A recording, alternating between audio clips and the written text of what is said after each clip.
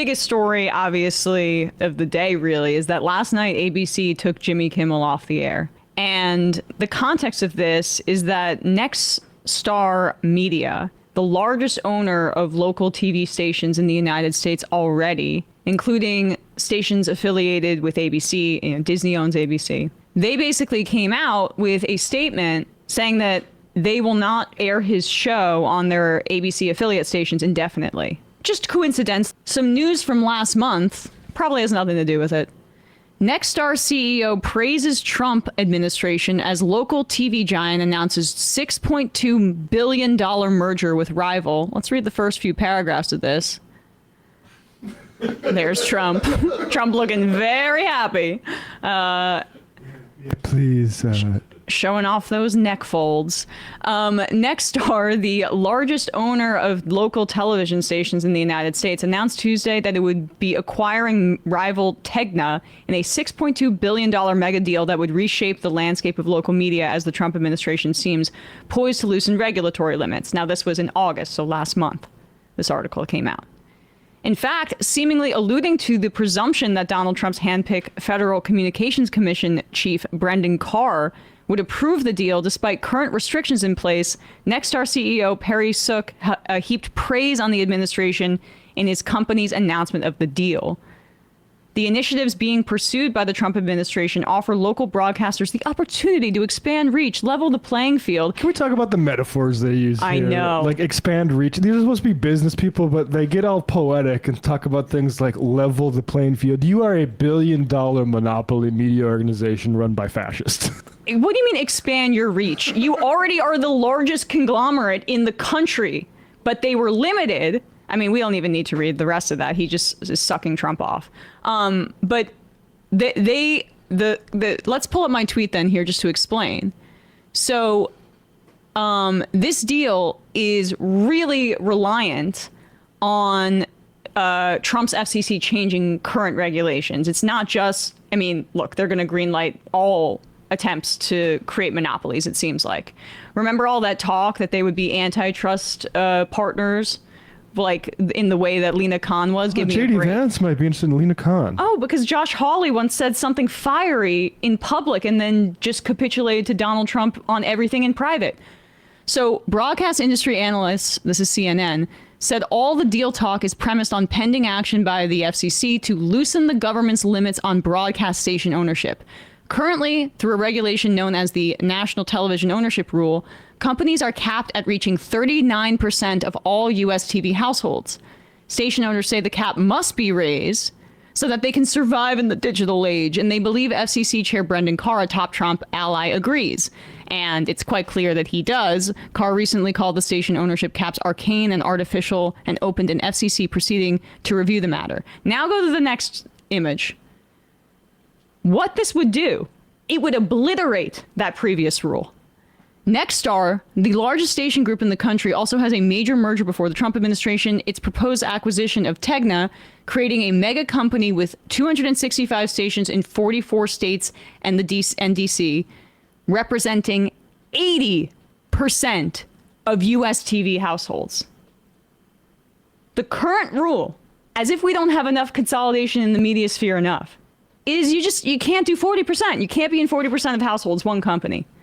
This is too much of a monopoly. The Trump's FCC, and by the way, this guy Brendan Carr cut his teeth underneath Ajit Pai, the FCC head under Trump 1.0, who helped kill net neutrality in the first Trump administration. They are convinced that he's going to do it. I mean, that's not just like a raising of the rule slightly. You're just obliterating it and allowing for complete consolidation of local TV stations. So speaking of that guy, Brendan Carr, this is what he said on the Benny Johnson show yesterday about, I guess it was really Jimmy Kimmel And his reaction to this is it's just emblematic of this incredibly authoritarian free speech. And he is crackdown. absolutely thinking of these companies, Nexstar and et cetera, when he's making these comments. 100%. Should we play the monologue joke first and then this? Let's play this first. Then we'll show you what Kimmel actually said. There's actions that we can take on licensed broadcasters, and frankly, I think that it's really sort of past time that a lot of these licensed broadcasters themselves push back on Comcast and Disney and say, listen, we are going to preempt. We are not going to run Kimmel anymore until you straighten this out, because we licensed broadcaster, are running the possibility of fines or license revocations from the FCC if we continue. AKA me. You're the FCC. Yeah. And fined for what? Right. Well, that's what we're going to get into. Kimmel, who said nothing wrong. We'll get into that.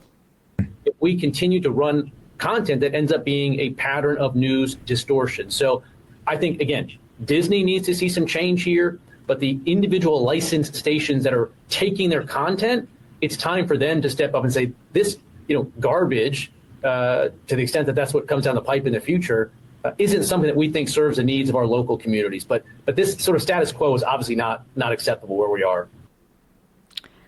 Our local communities. That's what he cares about.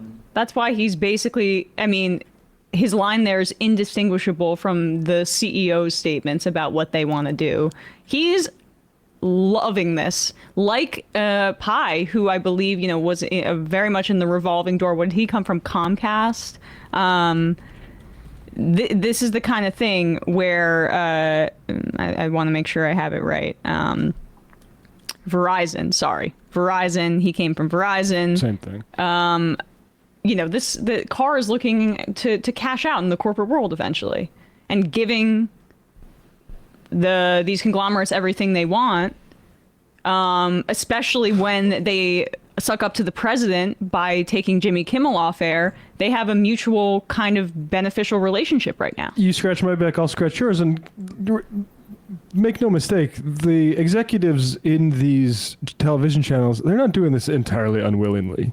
Like and that's the truth of any of the law firms that are bending to Trump, or Columbia and the Ivy Leagues bending to Trump. They're conservatives at the executive level that are willingly complicit in all of this. In part because they've probably wanted an excuse to take out late night shows before that's caused problems with them politically, because God forbid comedians say how they feel, and also because they have large staffs, and these are like productions that are staples of television that have rich histories but have a lot of overhead for them. But because they basically deal to the majority of the country, they're not right wing. Right. And so this is what Kimmel said. See what you heard that was so inflammatory that he had to be taken off the air for this. This is called indefinitely. Lies. And misinformation, what he said here. And we'll get into it. Content. We hit some new lows over the weekend with the MAGA gang desperately trying to characterize this kid who murdered Charlie Kirk as anything other than one of them, and doing everything they can to score political points from it. In between the finger pointing, there was grieving. On Friday, the White House flew the flags at half staff, which got some criticism. But on a human level, you can see how hard the president is taking this. My condolences on the loss of your friend Charlie Kirk. May I ask, sir, personally, how are you holding up over the last day and a half, sir? I think very good. And by the way, right there, you see all the trucks? They've just started construction of the new ballroom for the White House, which is something they've been trying to get, as you know, for about 150 years. And it's going to be a beauty. Yes. He's at the fourth stage of grief, construction. That's a really good joke. Yes. That was a really good joke. And there's this lie going around by the fascists that want you to eulogize Charlie Kirk. That what he said there was wrong in any kind of way. He's not wrong. That we don't know much about the ideology of the shooter, but it's a lie to say that he is left wing, which is what all of these folks were doing immediately after. We don't have anything to base that off of. What they're basing that off of is he is a white kid born to a Republican family, pictured often with guns, and then turned out to be gay. That's being gay bisexual. or bisexual, whatever that is not left wing. No. Ask Peter Thiel. Ask Dave Rubin. J. Exactly. Edgar Hoover. Like Ask the Treasury Secretary. the violence thing, I would say, comes more from this part of his life where he was taking pictures with guns at a young age. Exactly. And taught that was the way to deal with it. But specifically, Kimmel is referencing what everyone saw, which is the governor of that state, Spencer Cox, say this right in front of the FBI director who's fumbling this and tripping all over his you-know-what. This is what Spencer Cox had to say. You know, this bad stuff happens, and for 33 hours, I was praying that if this had to happen here, that it wouldn't be one of us, that somebody drove from another state, somebody came from another country. Okay, so that is what Kimmel was referencing when he said that phrase, and they are lying in order to use any pretext imaginable to crack down on free speech. Because there is an emergency about violence that happens in this country and the lies that happen after it, and it's things Republicans do. Ted Cruz will play in the fun half, still lying, saying that the guy who shot up people in Minnesota was saying that he was a Walz supporter. Walz put a Republican in a city position or in a state position, and that's how he's repaid when that guy goes effing crazy. Actually, it's a good lesson for Democrats.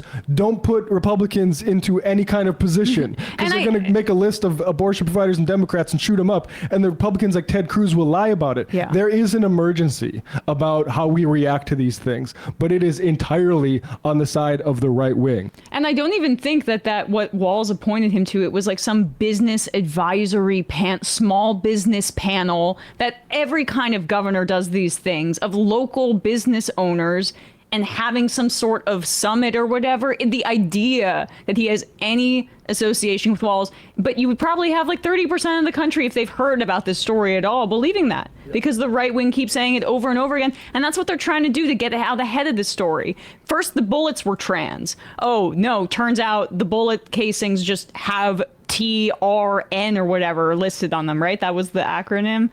Yeah, that was not even the right bullet. Yes. The one that Steven Crowder was put around to everybody. Yeah, that's just the name of the manufacturer. Exactly. It was a 9mm, which doesn't go in a fucking hunting rifle. But they got that from Crowder. Then they leaked it to the Wall Street Journal that republished it. Yep.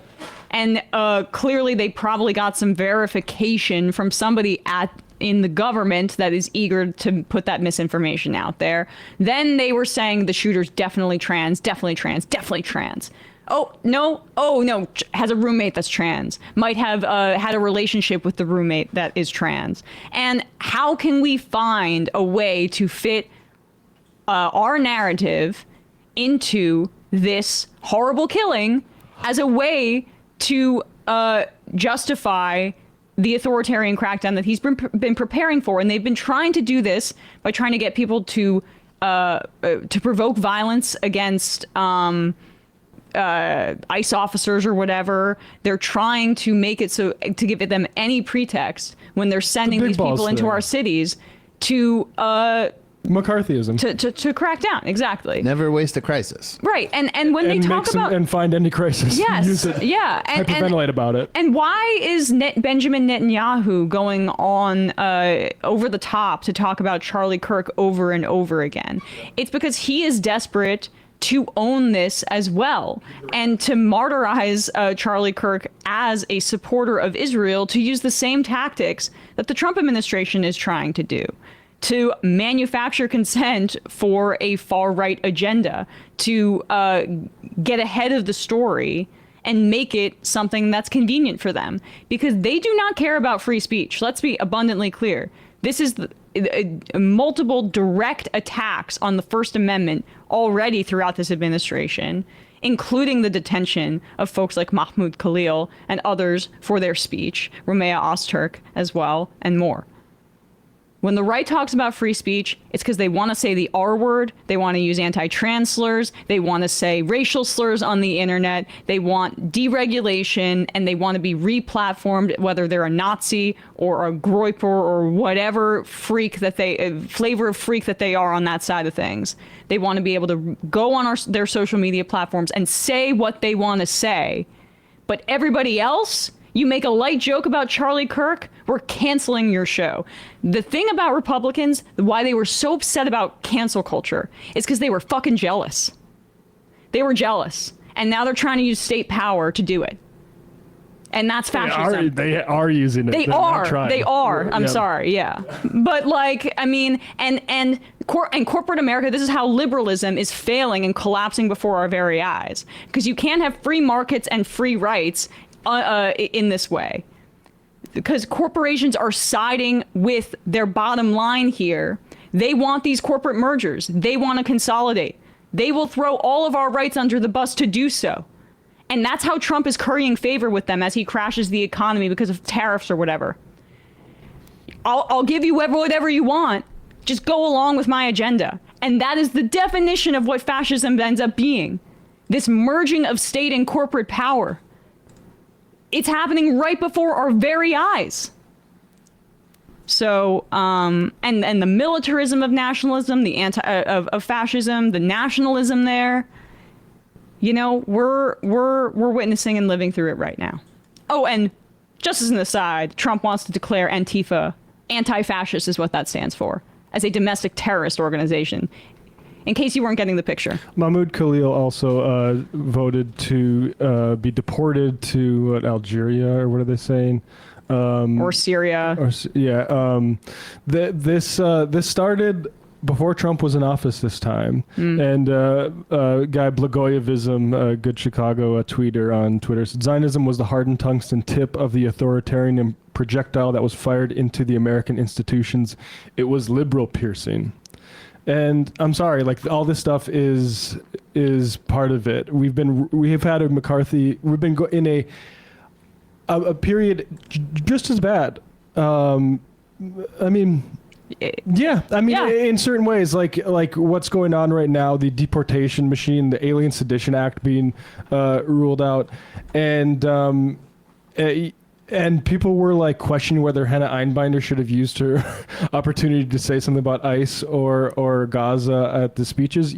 Absolutely, everyone needs to. This is an absolute emergency. It's going to look fucking weird to people in history, all the people that are acting normal about all this stuff. Hey folks, don't forget to hit the subscribe button and check out our daily show. We do it every day at 12 p.m. Eastern for about 2.5 hours. We even take phone calls. You should check that out.